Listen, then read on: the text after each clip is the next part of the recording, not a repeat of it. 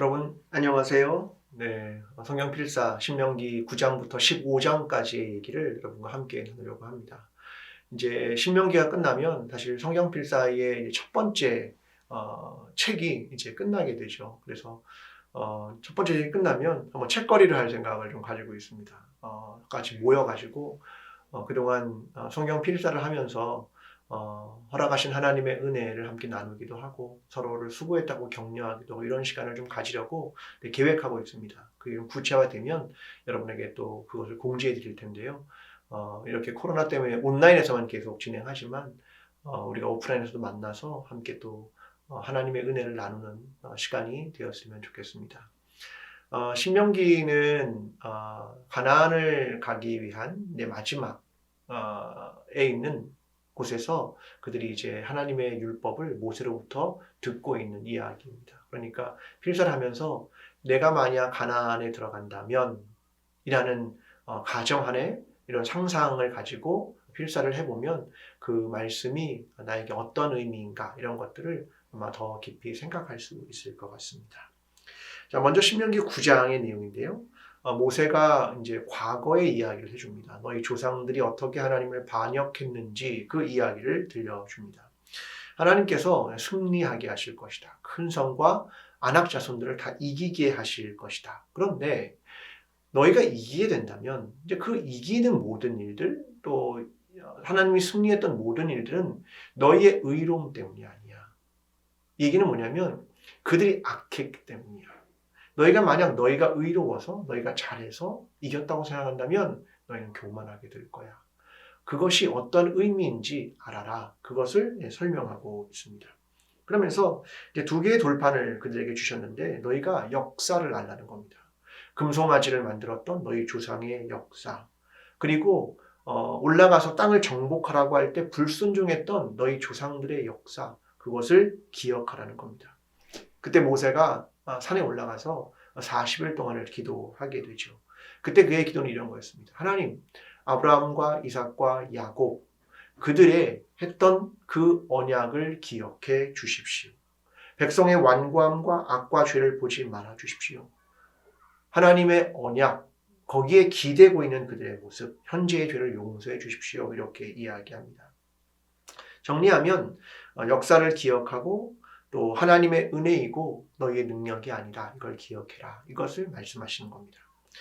자, 신명기 10장의 내용에 들어갑니다. 근데 두 번째 돌판에 대한 이야기를 하는데요. 그 돌판을 하나님 주신 율법을 언약궤에 넣었고 그것을 레위 지파가 그것을 관리하고 책임지는 일을 한다. 그 이야기를 하십니다. 그러면서 이렇게 두 번째 율법을 하나님께서 주셨는데 하나님 정말 원하는 것은 무엇인가? 그것을 요약해서 이야기해 줍니다. 너희는 하나님을 두려워하고 그가 지시하는 것을 따르고 하나님을 사랑하고 마음과 정신을 다해 섬기고 계명들을 지켜라 라는 겁니다. 내가 너희를 선택했다. 너희는 마음의 할례를 받고 완고해지지 말아라. 그것을 설명하는 겁니다. 하나님께서 애국으로 이주할 때 70명이 있었는데 하늘의 별과 같이 많아진 것 그것을 기억하라. 내가 신 가운데 신이고 내가 주 가운데 주라는 것을 잊지 말아라. 그리고 과부와 고아와 나그네 그들을 잘 돌봐라. 이 말을 정리하는 겁니다. 하나님은 하늘의 하나님입니다. 그리고 땅의 하나님입니다. 그것을 그들에게 이야기해 주는 내용입니다. 신명기 11장의 내용은 하나님이 이제 율법을 가지고 이야기하시면서 기성세대가 이걸 기억해라. 그리고 다음 세대에게 이것을 가르치고 경고해 주어라. 그 말씀을 하십니다. 그러면서 애굽과 가나안의 차이점을 설명합니다. 애굽은 나일강이 있고 평지다. 너희가 있었던 곳에도 다 평지야. 그런데 가나안은 그렇지 않아. 산이 있고 계곡이 있을 것이다. 그 이야기를 합니다. 이 말은 하나님이 돌봐주셔야 너희가 농사를 지을 수 있을 거야. 그렇게 이야기합니다. 근데 과연 이러한 일들은 어떻게 이루어지느냐? 너희가 하나님의 계명을 지키느냐? 그것이 그 핵심에 놓여 있다는 겁니다. 만약 너희가 하나님의 계명을 지키지 않으면 내가 너희를 가뭄 가운데 그리고 멸절시킬 것이다. 그렇게 설명을 하고 있는 겁니다. 그러면서 너에게 계명을 지키면 내가 상급을 줄 텐데 본토를 다 몰아내고 밟는 땅을 다 주고 대적할 자가 없게 할 것이다. 그 말씀을 해주십니다. 그러면서 너희 앞에 축복이 있고 저주가 있다. 그리심산과 에발산에서 그것을 선포하십니다. 늘 우리의 삶에는 두 갈래의 길이 있겠죠. 하나는 순종할 것이냐, 또 하나는 불순종할 것이냐. 바로 그 내용입니다. 신명기 12장의 내용입니다. 여기서부터 26장까지의 내용을 커다란 덩어리 하나로 보는 것이 참 좋을 것 같습니다. 자, 12장의 내용은 이런데요. 너희가 원주민들의 신을 섬기지 말아라. 가나안 땅에 있는 사람들 그들이 신을 제사했던 방식으로 나를 제사하지 말아라. 하나님의 이름을 두기로 하는 곳에서 하나님을 예배하고 하나님을 즐거워해라. 이것이 순수한 예배에 대한 것으로 설명할 수 있습니다.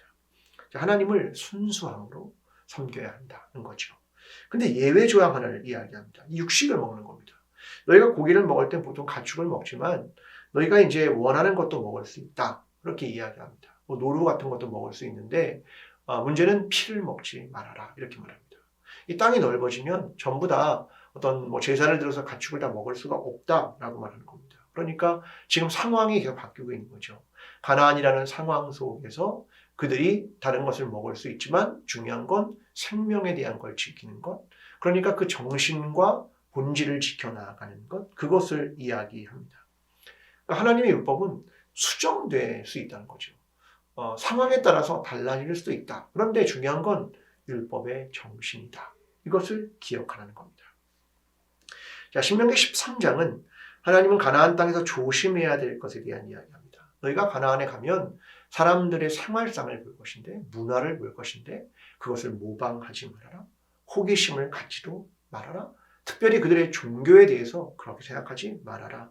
만약 꿈을 꾸거나 점을 치는 자, 사주를 보는 자, 이런 자들이 있다면 동정하지도 말아라. 옹호하지도 말아라. 다 죽여라.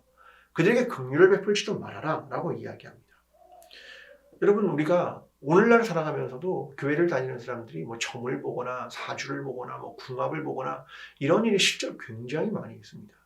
여러분, 다른 방식으로 하나님을 섬길 수 없고 또 다른 것과 함께 혼합해서도 안 된다. 순수한 신앙을 지켜라. 그것이 하나님의 말씀입니다. 또한 불량배가 있어서 다른 신을 섬기게 한다면 그들을 다 죽여라. 그 마을 자체를 재건하지 못하게 해라. 하나님을 다른 신과 함께 섬기지 말아라. 그것을 설명하고 계십니다. 자, 신명기 14장은 가나안에 들어가서 가져야 할 다양한 생활 방식에 대한 지시입니다. 장례나 몸을 찢고 머리를 미는 행동들, 그런 거 하지 말아라.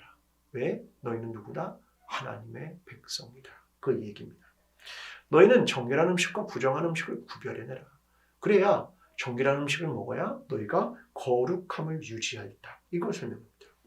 또한 너희가 양과 소, 새끼를 잡았는데 어미의 젖에 그걸 끓이지 말아라.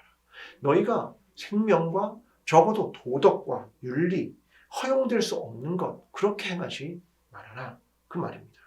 그러면서 11조에 대한 규정을 주시는데요. 목적은 하나님을 두려워하라는 겁니다. 그리고 멀리 떨어져 있는 경우에는 하나님께 드릴 때 돈으로 바꿀 수 있다. 그것도 허락해 주십니다. 그리고 3년마다 너희가 11조를 내서 너희 마을에 저장을 하고 가난한 사람들, 레위인, 고아, 과부, 나그네 그들을 위하여 사용해라. 그러니까 하나님은 얼마나 긍휼이 많으신 분이신지에 대한 이야기, 얼마나 거룩함을 원하시는가 거기에 대한 이야기를 우리에게 계속 들려주는 겁니다.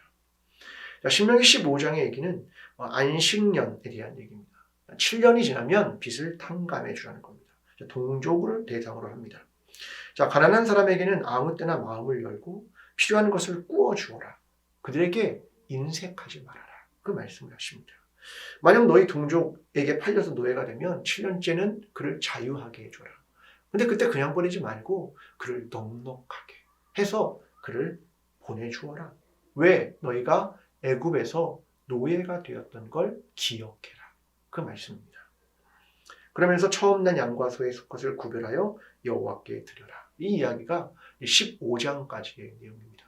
그러니까 하나님 우리에게 원하시는 건 내가 하나님을 정말 사랑해라. 순수하게 하나님을 사랑하고 그에 대한 신앙을 지켜라. 다른 신은 안 된다. 그것을 설명하는 것이고, 또 하나 너희는 거룩한 백성이다. 나의 백성이다. 너희의 삶도 거룩한 삶을 살아라. 가나안 땅에 들어가서 다르지 않다. 너희가 옛 일을 잊지 말고 역사를 기억해라. 그리고 가나안 땅에 들어가서 내 계명을 지켜라. 그리고 가나안 사람들의 문화, 그들의 신, 그것이 아니라 내 백성이다. 거룩한 백성이다. 그것을 기억하며 하나님의 계명을 순종하라. 이것이 지금 오늘까지 주신 말씀의 내용입니다. 오늘 우리가 매일의 삶 속에서 내가 하나님의 백성임을 잊지 않고 하나님을 예배하고 하나님의 계명을 지키고 이웃을 사랑하게 되는 저와 여러분의 삶 되기를 간절히 기도합니다. 이번 한 주간도 성경 필사 잘 감당하시면 좋겠습니다. 감사합니다.